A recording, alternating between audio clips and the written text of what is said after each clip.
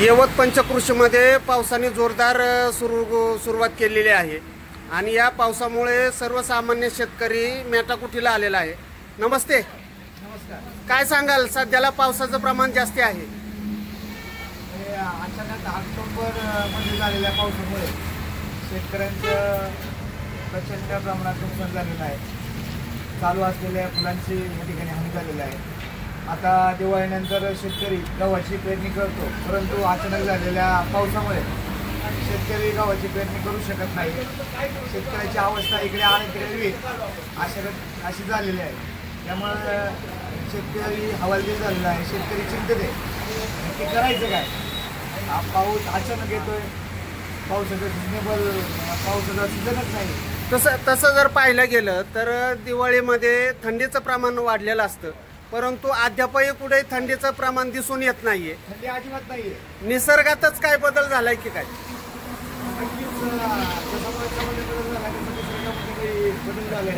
असं म्हणलं तर वागे ढाका नाही। 12 महिने पाऊस चालल्यासारखी अशी परिस्थिती दिसून येते। शेतीमध्ये आता सध्याला गव्हाचं प्रमाण असतं।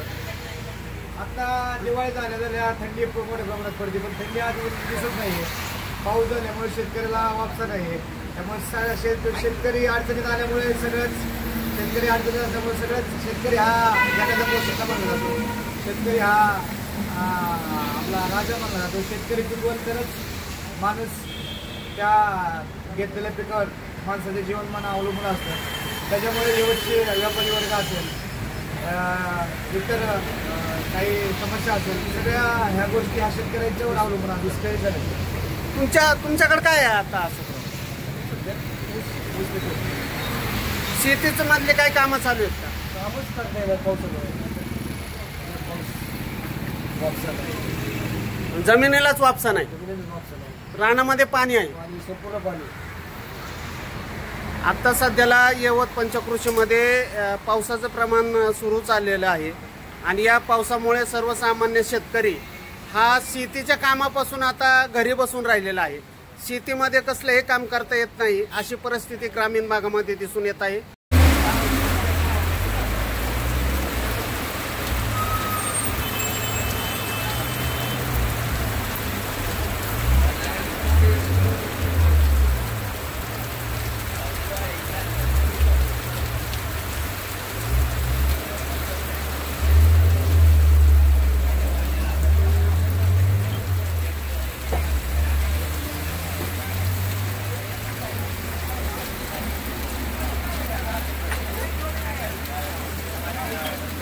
यवत पंचकृषीमध्ये ढगफुटी होती की काय अशी परिस्थिती दिसून येत आहे। सर्वत्र आभाळ गच्च भरलेला आहे आणि पावसाचा जोरही वाढत चाललेला आहे।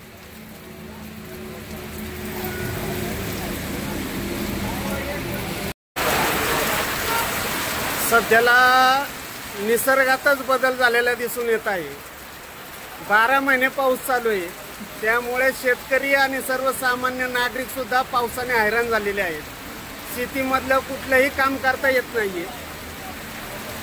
आजच्या परिस्थितीमध्ये दिवाळी झाल्यानंतर थंडीचं प्रमाण वाढत असतं, परंतु थंडी गायब झालेली आहे आणि पावसाचं प्रमाण जास्ती वाढत चाललेलं आहे।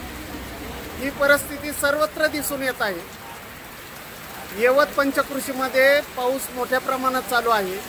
हा पाऊस पुणे शहरापासून ते ग्रामीण भागापर्यंत मोठ्या प्रमाणात चालू आहे आणि पावसामुळे सर्व शेतकऱ्यांची कामं कोळंबून पडलेली दिसून येत आहेत।